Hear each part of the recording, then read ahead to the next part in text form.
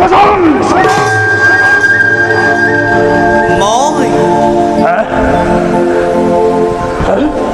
মই তোক কৰিলো স্বজন। কোন তুমি? দিয়া মোক তোমাৰ সত্য পৰিচয়। মই এই ত্ৰিজগতৰ মাতৃ লক্ষ্মী। কিবা হেতু মোক অকস্মাতে কৰিলা স্বজন?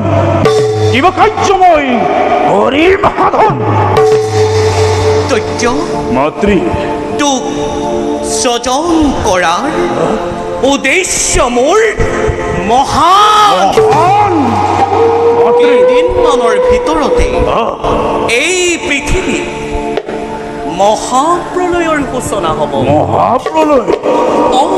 মাতৃ খালি কেৱল পানী, কেৱল পানী।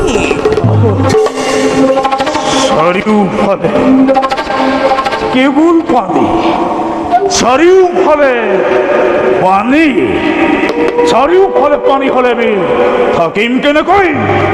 পানীৰ মাজত আমি কিদৰে বিচৰণ কৰিম? অসম্ভৱ, অসম্ভৱ, অসম্ভৱ। সকলোবোৰ সম্ভৱ পুত্ৰ। মাতৃ মই তোক বৰ দিছো। বৰ দিছো?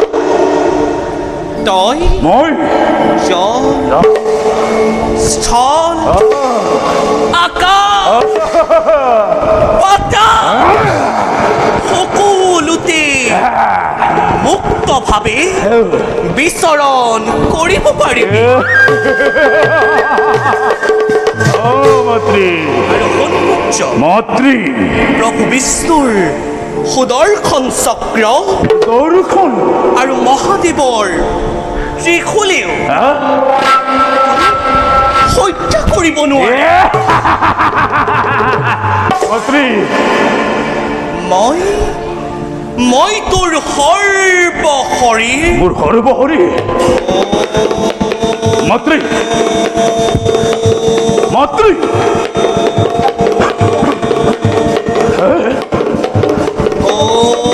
মাতৃ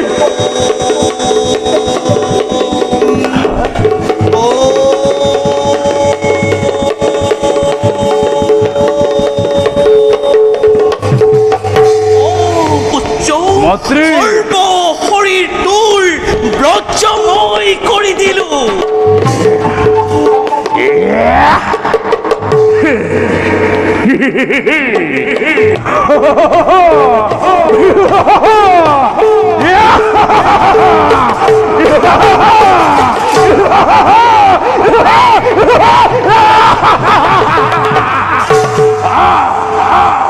সৌন্দৰ্য মাতৃ এতিয়া মাত্ৰ তই মোৰ আদেশ মতে কাম কৰি যাব লাগিব। আদেশ কৰা মাতৃ।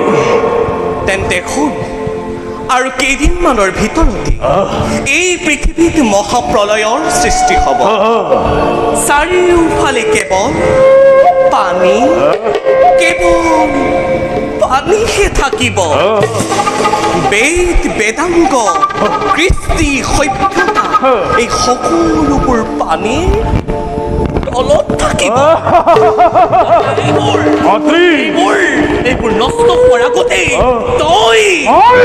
তই সেই সকলোবোৰ সংগ্ৰহ কৰিব লাগিব।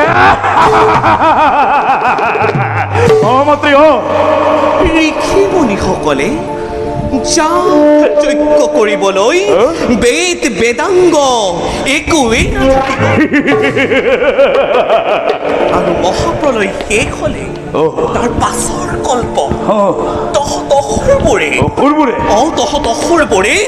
নিজৰ সভ্যতা বিস্তাৰ কৰিব পাৰিবি। সভ্যতাৰ বিস্তাৰ বিস্তাৰ সভ্যতাৰ বিস্তাৰ বিস্তাৰ।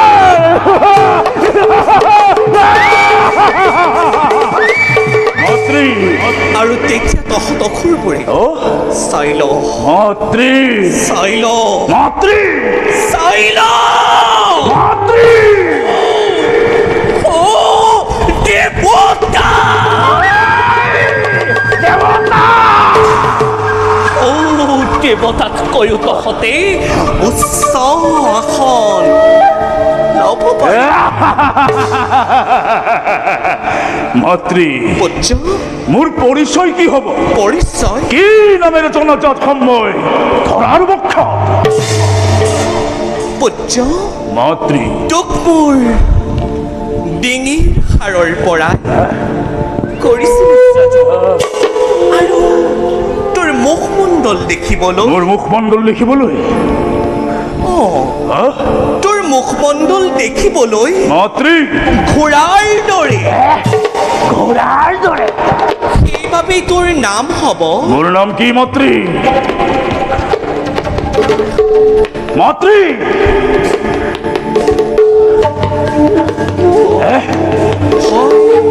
মাতৃ তোৰ নাম হ'ব হয় দৈত্য।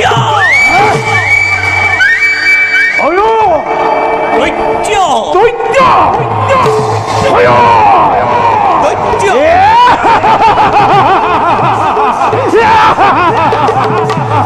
মাতৃ মাতৃ মাতৃ হয় দৈত্য নামেৰে তই জনাজাত হবি। এতিয়া যা পুত্ৰ, মাতৃ পলমৰ নুখে অৱশ্য মাতৃ ধুমুহাৰ দৰে নিজ কৰ্তব্যত সগয়ক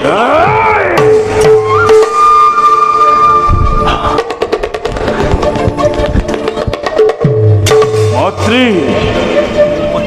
মোক অমৰত্ব বৰ প্ৰদান কৰ। অমৰত্ব বৰ মাতৃ পুত্ৰ, আয় তোক মাতৃ তোক অমৰত্ব বৰ দিয়াৰ মোৰ ক্ষমতা নাই, মাতৃ কিন্তু মই তোক যিবোৰ কৰিছো প্ৰদান সেইবোৰ অমৰত্ব বৰৰ নিচিনা স্বৰ্গ মৰ্ত্য আৰু পাতালৰো কোনো বিৰিটো হত্যা কৰিব নোৱাৰে। মাতৃ যা পুত্ৰ, মাতৃ পলম নকৰিবি, নিজ কৰ্তব্যত সগয়গ্ৰসৰ। মাতৃ মোক আৰু এটি বৰৰ শস্য প্ৰয়োজন। প্ৰকাশ কৰ। এই দৈত্য বংশৰ বৃদ্ধিৰ কাৰণে মোক এজনী বিবাহযোগ্য সুন্দৰী ৰমণী প্ৰদান কৰক মাতৃ। মাতৃ তই ঠিকেই কৈছ। শুন তেন্তে, মাতৃ এই ত্ৰিজগতৰ ভিতৰত প্ৰজাপতি ব্ৰহ্মাৰ কন্যা প্ৰজাপতি ব্ৰহ্মাৰ কন্যা সৰস্বতী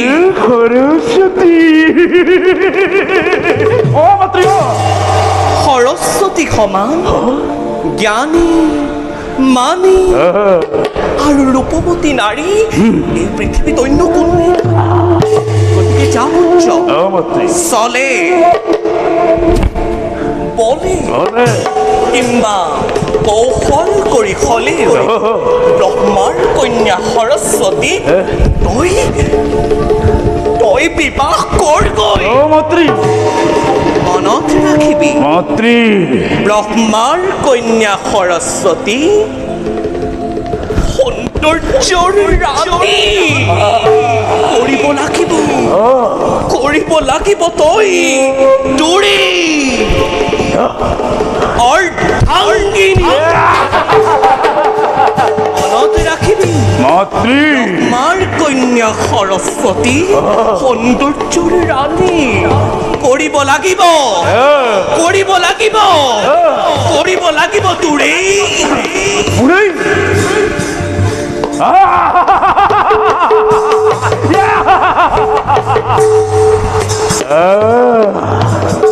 ভাল মাতৃদেৱী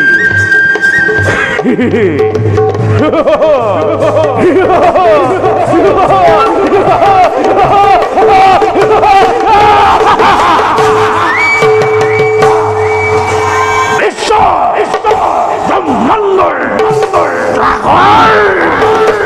সৃষ্টিকৰ্তা লক্ষ্মীৰ নন্দনময় ভয়া দৈত্য।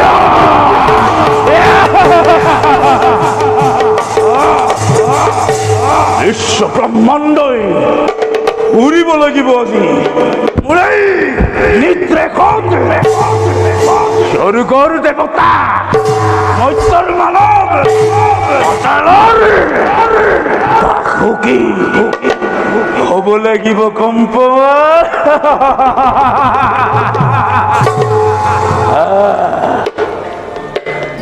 ব্ৰহ্মা কন্যা সৰস্বতী সৌন্দৰ্যৰ নাৰী কৰিব লাগিব মোৰে অৰ্ধাংগিনী। দেখিব জগতে বুজিব বিশ্বই মানৱৰ হত্যা কৰ্তা ভয় দৈত্যৰ ভকতি